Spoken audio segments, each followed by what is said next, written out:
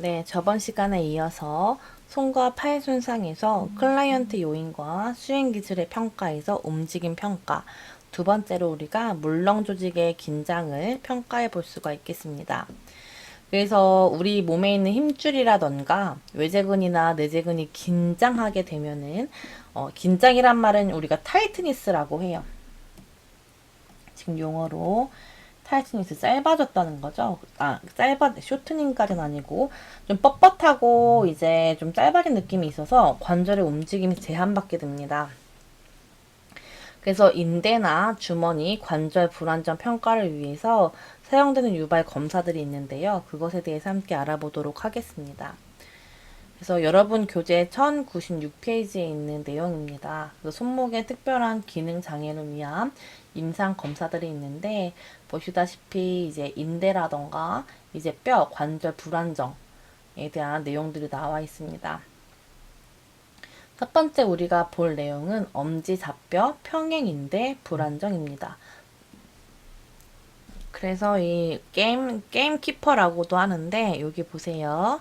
이 그림을 보면은 이 엄지의 손허리 손가락 관절 부분에서 양쪽에 붙잡고 있는 인대가 있는데 이 인대가 끊어졌을 때 생기는 증상입니다. 그래서 엄지 손허리 손가락 관절에 통증이 느껴지고 이 인대가 관절을 이어주고 안정성을 제공하는 구조물인데 찢어져 있다 보니까 불안정성을 가지게 됩니다. 그래서 이 바깥쪽으로 이제 힘을 주었을 때 엄지를 붙잡고 이쪽 방향이겠죠. 바깥쪽으로 이제 스트레스를 주었을 때 이 35도 이상 여기 움직임이 35도 이상으로 생기게 되면은 우리가 이것을 엄지잡뼈 평행인대 불안정을 가지고 있다라고 평가할 수 있겠습니다. 그래서 이 환자들은 이렇게 캐스트를 적용해 줄 수 있겠습니다. 두 번째는 손배뼈 불안정입니다. 여기를 보시면은 손목의 뼈들을 보실 수가 있는데 손배뼈는 바로 이 노뼈 위에 위치하는 큰 뼈를 말하죠. 스카포이드 본이라고 하고 이 손배뼈의 위치가 어떤 위치냐면은 손목을 지나가는 힘들의 이동 경로에 직접적으로 위치해요. 즉 예를 들어서 우리가 이렇게 손으로 바닥을 짚을 때 이게 얼굴이고 이렇게 앉아 있는 경우 여러분 많지 않나요? 이게 코라고 해봅시다. 이렇게 봤을 때 힘이 이렇게 손목으로 들어가죠. 이렇게 손목을 지나가는 힘이 직접적으로 작용하는 부위가 바로 손배뼈 부위입니다. 그렇기 때문에 손목뼈 중에서 골절이 자주 일어나는 부위예요. 그러다 보니까 이 손배뼈에 불안정도 많이 생기게 됩니다. 그래서 환자를 이제 했을 때 이 손배뼈 구역에서 통증을 호소하거나 손목을 움직일 때 부딪히는 소리가 발생하면 우리가 손배뼈 불안정을 의심해 볼 수가 있겠습니다. 이 손배뼈 불안정을 평가하기 위한 평가로는 왓슨 검사가 있고 검사 수행 동안 손배뼈와 뒤쪽에서 불완전 탈구와 관련된 통증을 호소하거나 소리가 딱 하고 나면은 우리가 손배뼈에 문제가 있구나 라고 평가해 볼 수가 있겠습니다. 그래서 왓슨 검사로 평가한다라고 했는데요. 이 내용 또한 우리가 수업 시간에 한번 같이 해보도록 하겠습니다. 그 다음에 이제 우리가 피아노 키 검사도 해볼 수가 있는데 이 앞에 내용을 안 봤네요. 다시 한번 앞으로 가볼게요. 손배뼈 불안정 다음에는 먼쪽 노자관절 불안정이 있을 수가 있습니다. 그래서 먼쪽 노자관절 불안정은 손목에서 환자가 통증과 압통을 호소하게 됩니다. 그래서 피아노 키 검사로 평가해 볼 수가 있고요. 여기가 먼쪽 노자관절이죠. 노뼈와 좌뼈 관절, 먼쪽에 디스탈 파트. 그래서 먼쪽 노뼈의 압박과 관련된 통증과 이게 과도한 유연성을 보이면은 이 노자관절의 불안정성을 의심해 볼 수가 있겠습니다. 세 번째 손목의 기능 장애는 반달뼈 탈구입니다. 반달뼈 탈구는 지금 여러분이 보시는 손목뼈 중에서 가운데 있는 뼈가 바로 반달뼈, 루네이트인데요. 반달뼈의 생김새를 보시면은 손목뼈 중에서 가장 작은 것을 볼 수 있습니다. 그리고 근육을 보았을 때 다른 요 뼈들은 근육이 붙는데 이 반달뼈는 근육이 붙지가 않고 인대가 조금만 존재합니다. 그렇다 보니까 얘를 지지하는 구조가 없는 거예요. 근육도 없고 인대도 조금밖에 없어요. 그래서 이 아이의 안정성이 굉장히 떨어지기 때문에 손목뼈 중에서 가장 불안정합니다.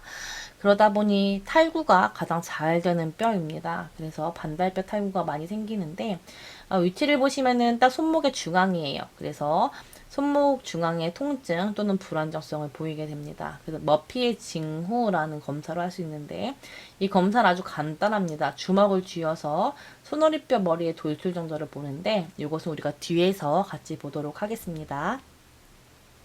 그 다음은 반달 세모뼈 불안정입니다. 그래서 보시면은 여기 반달뼈와 세모뼈 여기가 불안정하다라는 건데 세모뼈의 위치를 보시면 좌뼈 쪽 위에 존재하는 것을 볼 수 있습니다.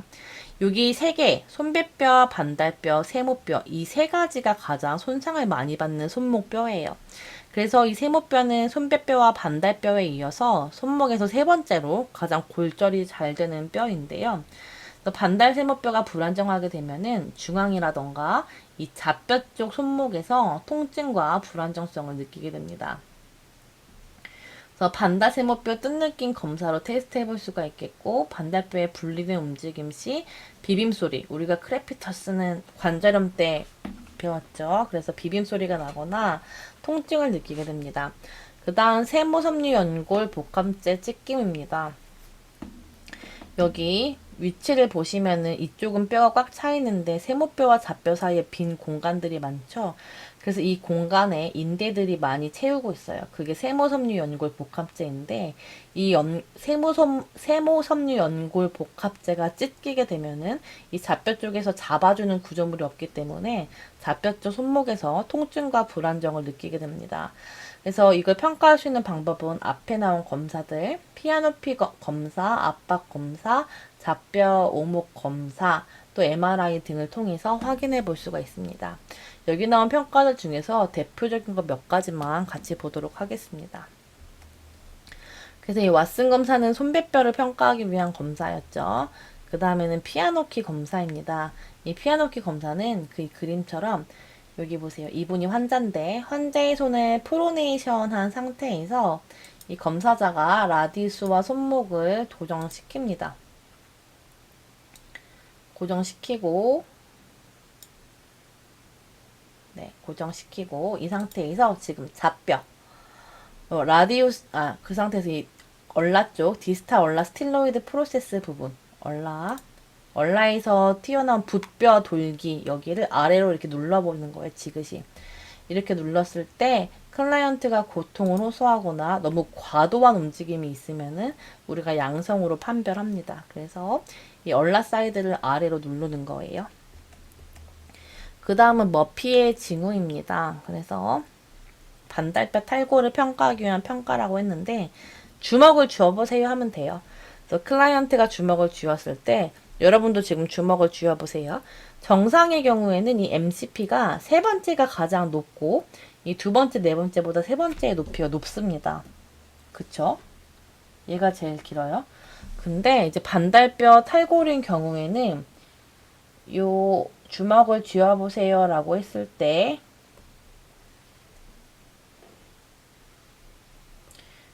이게 세 번째 손가락이죠. 이게 엄지입니다. 이 두 번째, 세 번째, 네 번째 MCP의 높이가 똑같아집니다. 반달뼈가 빠졌기 때문에 이게 이만큼 밑으로 내려가서 그래요. 그래서 우리가 주먹을 쥐어보게 함으로써 이 MCP 레벨을 비교하는 거 이게 머피의 징후, 머피의 사인이라는 평가 방법입니다. 그 다음에는 우리가 방금 물렁 조직의 긴장을 봤다면 말초신경 상태의 평가에 대해서 알아보도록 하겠습니다. 말초신경이라는 것은 이제 스파이럴 코드에서 우리 인체로 다 뻗어나온 신경들을 말하는 거죠. 그래서 말초신경은 우리의 감각들을 지배하죠. 그래서 검사의 범주는 통증, 온감, 냉감, 압박과 같은 도구를 통해서 우리가 검사해 볼 수 있겠고, 이 얼마나 민감하게, 즉 왜냐면 감각에는 종류가 여러 가지잖아요. 그래서 감각의 종류를 평가해 볼 수 있고, 그 다음에 얼마나 감각에 민감한가, 둔한가, 아니면 너무 아프게 느끼는가, 이 민감성의 질을 평가하기 위한 촉각 인식 기능 검사를 할 수가 있겠고, 즉 알아볼 수 있는가 이거고, 클라이언트의 자발적 필요가 없는 객관적 검사가 있고, 징후를 재현하는 자극적 검사가 있습니다. 그 각각의 검사에 대해서 알아보기에 앞서서 이 손에 분포한 말초 신경을 한번 보도록 하겠습니다. 여러분이 그 신경해부학 때 열심히 공부하셔서 아시겠지만 이게 지금 인체 앞쪽이고 뒤쪽입니다. 우리의 신경이 이렇게 분포가 있죠. 그래서 손 쪽을 일단 보면은 손바닥 쪽을 보면은 메디안 널브가 이것과 같이 지배하고 있고 라디알 널브 그 다음에 요 파랑색이 얼라예요. 얼라 널브가 이렇게 이너베이션 하는 것을 볼 수 있습니다. 뒤쪽에서 보았을 때 얼라 널브 그 다음에 이 핑크가 라디알 널브 그 다음에 요 연두색이 메디안 널브가 이렇게 이너베이션 하는 것을 볼 수 있고 그 위쪽에 라테랄 안테브라키얼 큐타니어스 널브 그 다음에 마찬가지로 큐타니어스 널브인데 메디al 파트 이것들을 우리가 확인해 볼 수가 있겠습니다. 자, 그래서 팔의 신경 기능 장애를 위한 임상 검사들, 말초신경 상태를 평가하기 위한 검사들을 보도록 하겠습니다. 신경을 검사하는 거예요. 그래서 아래 가슴문 증후군, 유해 신경성 긴장, 손목골 증후군, 팔굽골 증후군, 자신경 마비가 대표적으로 우리가 함께 보도록 하겠습니다. 여러분 교재 1097페이지에 있는 표 39-3입니다. 그럼 첫 번째, 아래 가슴문 증후군에 대해서 보도록 하겠습니다. thoracic outlet 신드롬이라고 해서 토스라고 합니다. 아래 가슴문이 무엇이냐면은 여기 여러분의 쇄골 있죠? 클레비클. 클레비클과 첫 번째 갈비뼈 사이의 공간을 우리가 이 공간을 아래 가슴문이라고 합니다. 이 아래 가슴문은 세 가지 갈래로 나눌 수가 있어요. 그래서 이 팩토랄리스 마이너 머슬 아래에 있는 인터팩토랄 스페이스, 그 다음에 이 클레비클과 첫 번째 갈비뼈 밑에 있는 코스토 클레비클라 정션, 그 다음에 스클레넌 머슬 아래 사이에 있는 스칼렌 트라이앵글 이렇게 세 가지 갈래로 볼 수가 있습니다. 네, 이 공간보다 중요한 게 뭐냐면은 무엇이 지나가나 보세요. 뭐가 지나가나요? 동맥, 정맥, 신경. 동맥, 정맥, 신경이 지나갑니다. 신경은 특히 이제 브라키아 플렉서스 신경이 지나가게 되는데 이 아래 가슴문 공간에 압박이 가해지게 되는 게 아래 가슴문 증후군이에요. 그러면은 이 공간에 압박이 가해진다라는 것은 뭐예요? 신경이 눌리고 동맥, 정맥이 눌린다는 뜻이에요. 그렇다 보니 신경이 눌리게 되면은 어깨 높이 이상에서 팔을 들러서 활동하는 게 어렵습니다. 지금처럼 이 범위에서 환자가 통증을 호소하게 되고 몸의 뒷면에서 자세를 유지할 때 무거움이 있거나 불특정한 감각 이상을 느끼게 됩니다. 또한 어깨 그리고 목의 통증과 손가락의 저릿함을 느끼게 됩니다. 그래서 이 아래 가슴문 증후군을 평가하기 위한 평가는 에디슨 검사와 루스 검사가 있습니다. 그래서 에디슨 검사는 이것도 마찬가지로 우리가 수업 시간에 함께 해볼 건데 맥박을 재보는 거예요. 왜냐면은 여기에 동맥, 정맥, 신경이 지나갔잖아요. 그래서 맥을 짚는다라는 것은 동맥이 눌리는지 안 눌리는지를 확인해 보겠다는 거죠. 그래서 노뼈 쪽의 맥박을 손으로 만집니다. 그 다음에 클라이언트가 이 검사하려는 팔 쪽으로 고개를 돌려요. 그 다음에 머리를 펴시키고 같이 보죠. 같이 봐요. 말로 하는 것보다. 아이고, 네. 죄송합니다. 그래서 지금 맥박을 잡은 거예요. 노뼈 쪽 맥박을 잡으시고 클라이언트 보고 머리를 제 쪽으로 돌려보세요. 라고 하고 돌리라고 하는 거죠. 돌리고 머리를 살짝 펴매주세요. 펴주세요. 위를 보세요. 라고 하는 거죠. 그래서 이렇게 하면서 숨을 슉 들여 마셔보세요 하고 들여 마시게 하는 거죠. 그때 이 맥박이 느려지거나 사라지게 된다라는 것은 지금 여기가 압박되는 자세예요. 그래서 이렇게 압박한 자세를 만들었을 때 노폐 맥박이 느려지거나 사라지면은 이 공간이 좁아졌다는 뜻이구나 라는 걸 판단할 수 있겠고, 이 환자가 흉곽 출구 증후군을 가지고 있구나, 양성이구나 라고 평가할 수 있겠습니다. 그 다음은 루스 검사입니다. 루스 검사는 지금 보시는 사진처럼 간단합니다. 환자한테 어머님이 아니네요. 자, 아버님 만세해 보세요. 자, 저 따라해 보세요 하고 요 자세 한 다음에 3분간 이 자세 유지할 건데, 그동안 우리 주먹을 천천히 쥐었다가 폈다 해 보실게요 하는 거죠. 그래서 만약에 이 자세를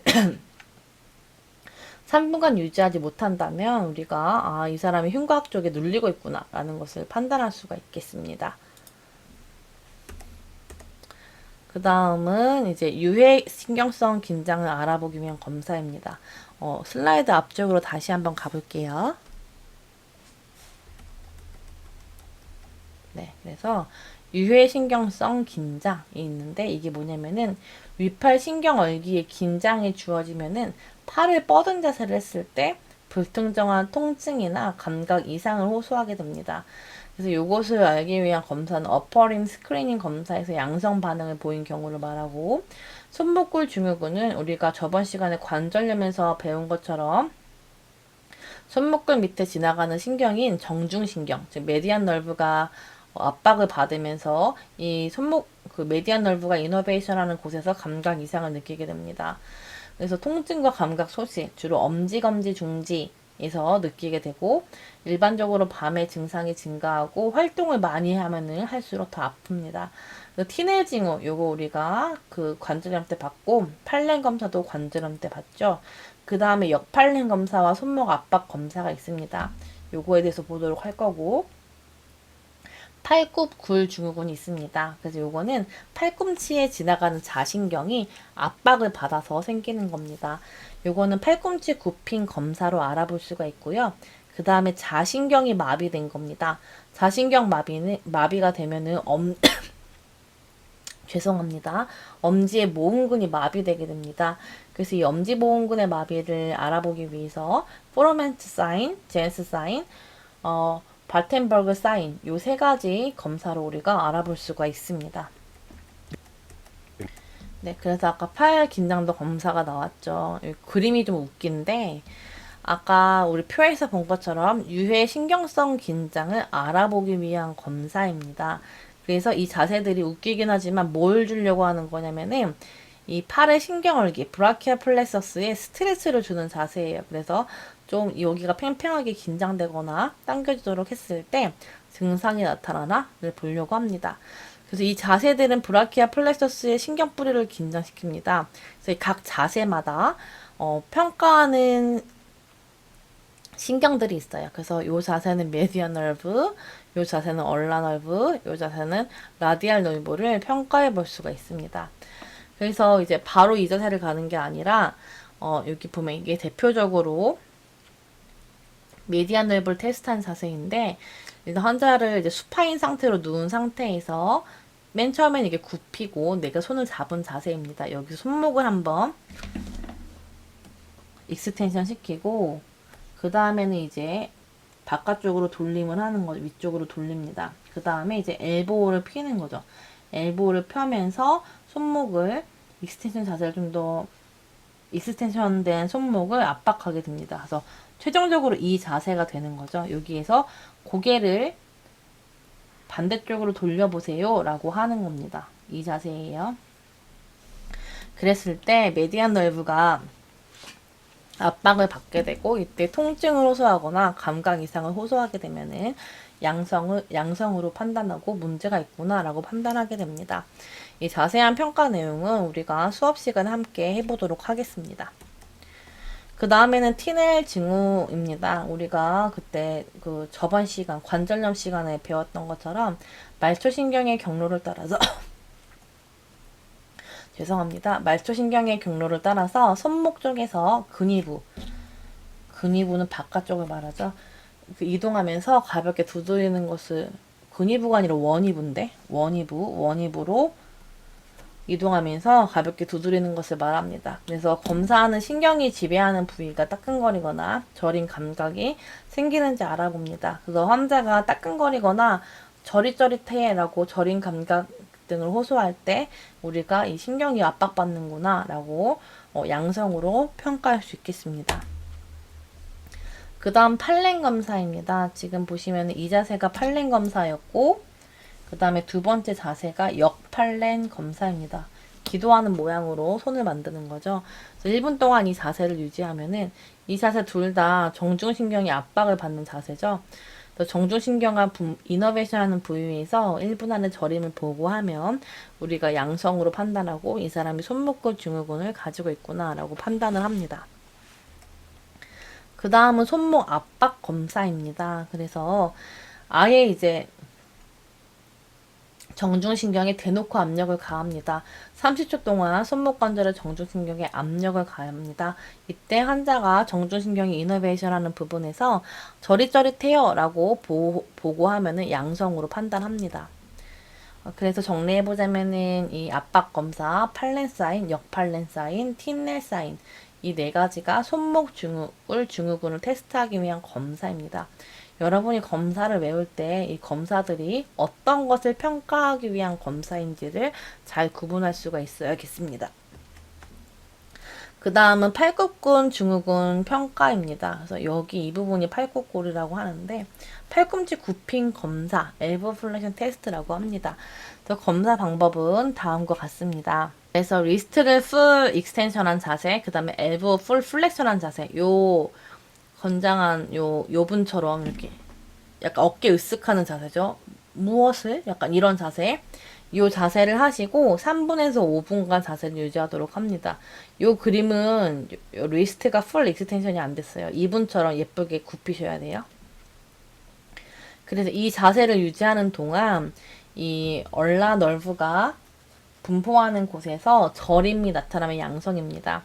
이 자신경이 어디 분포하나요? 새끼손가락 그리고 네 번째 손가락 절반이죠. 그래서 이 부분이 환자가 이제 저림을 호소하면은 양성이 되겠습니다. 그 다음에 자신경 마비 검사들입니다.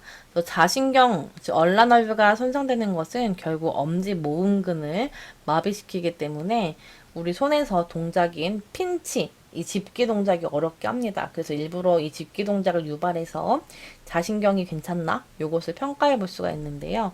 첫 번째는 프로멘트 사인입니다. 그래서 이 사진처럼 클라이언트한테 종이를 주고 저처럼 한번 잡아보세요 하고 엄지랑 검지가 맞닿게 잡게 하는 거죠. 그래서 핀치 그립을 유도합니다. 그 다음에 평가자가 이 종이를 잡아당깁니다.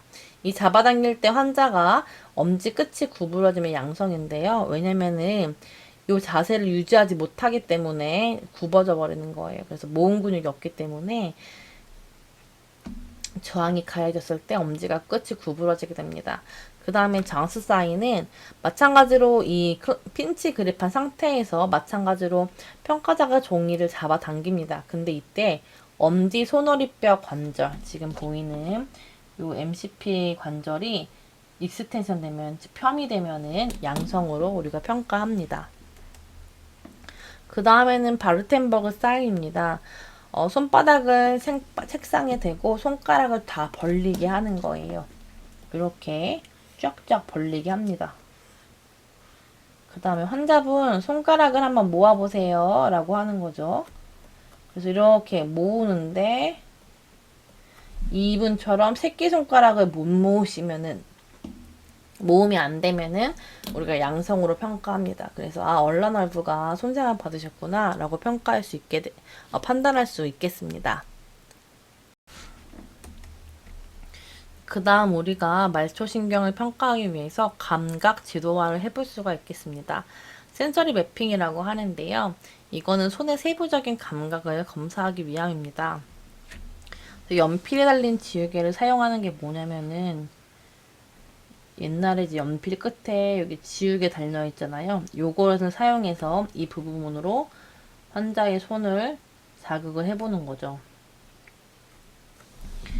평가 방법은 정상 부위에서 손상된 영역 쪽으로 지우개로 이제 한번 이렇게 쭉 밀고 가는 거고, 그 다음에 몸 쪽에서 먼 쪽으로 프록시멀에서 디스탈 파트로 평가를 합니다. 그 다음에 노뼈와 잡뼈 부위에서 중심 쪽으로 감각을 주는 거고, 예를 들어서 이렇게 순서가. 그래서 이 부위들을 눌렀을 때 클라이언트의 감각 변화가 나타나는 정확한 위치를 우리가 체크해 볼 수가 있겠습니다.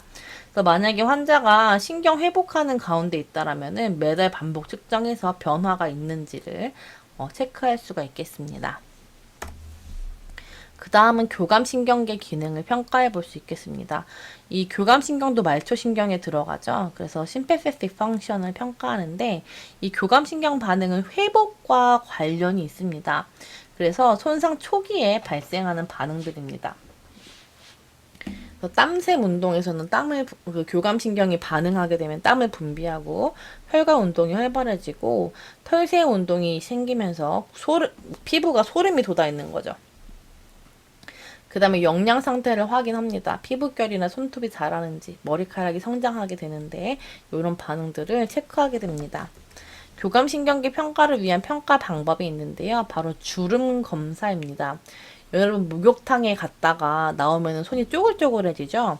그런데 교감신경이 이제 없는 경우에는 주름이 안 잡힙니다. 그래서 그걸 이용해서 손을 5분 정도 물에 담가둔 후에 환자의 손을 꺼냈을 때 피부 주름이 쪼글쪼글하게 지었는지 확인해 봅니다. 만약에 신경 지배가 끊어졌다면은 그 부위에는 주름이 잡히지가 않아요. 그래서 특히 아동의 신경 손상을 진단할 때 유용하게 사용할 수 있는 방법입니다. 그 다음 닌히드린 땅 검사입니다. 닌히드린이라는 것은 화학적인 물질인데 이 닌히드린은 우리 단백질과 반응을 해요. 근데 사람의 땀에는 소량의 단백질이나 피부에서 떨어진 단백질 조각들이 있거든요. 그래서 이 닌히드린을 뿌려서 땀이 나는지 안 나는지를 검사할 수 있어요. 그래서 어떻게 하냐? 환자의 손을 깨끗하게 닦은 다음에 5분에서 30분 동안 계속 기다리세요 하는 거예요. 아무것도 만지지 않고. 그 다음에 종이를 한 장 드리고 여기 위에 한번 손바닥을 눌러볼게요 라고 하는 거죠. 환자가 누르는 동안 한 15초 눌러요. 그동안 여러분 환자의 손을 따라서 그래요. 왜냐면 어느 부위인지 알아야 돼서 그래요. 연필로 따라가 그린 후에 환자가 손을 뗀 후에 닌히드린 용액을 스프레이로 찍찍 뿌리고 24시간 동안 말립니다. 24시간 말린 후에 환자의 손에 땀이 났던 부분은 보라색으로 변하고 땀이 안 난 부분은 아무 색깔도 나타나지 않습니다. 여기를 보시면은 뭐 손의 굴곡 때문에 그랬을 수도 있겠지만 이 부분들이 땀이 없죠. 그래서 땀이 없는 부분을 이 부분에서 이 사람의 교감신경계가 문제가 있구나라는 것을 평가해 볼 수가 있겠습니다. 왜냐하면 신경이 손상되면 땀을 내는 기능이 소실되기 때문에 우리가 이것을 통해서 교감신경계의 손상 여부를 알아볼 수가 있는 거죠. 네, 그래서 이 주름 검사와 닌히드린 검사는 교감신경계의 기능을 객관적으로 테스트 해볼 수 있는 검사입니다. 그래서 땀 분비가 회복이 됐다면은 이 감각의 회복과 연관이 있습니다. 반면에 땀 분비가 잘 안 된다면은 이 환자는 분별 감각이 저하되게 됩니다.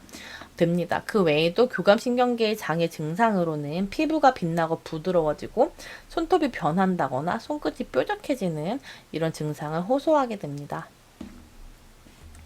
네, 이 다음 내용부터는 우리가 이어서 하도록 하겠습니다.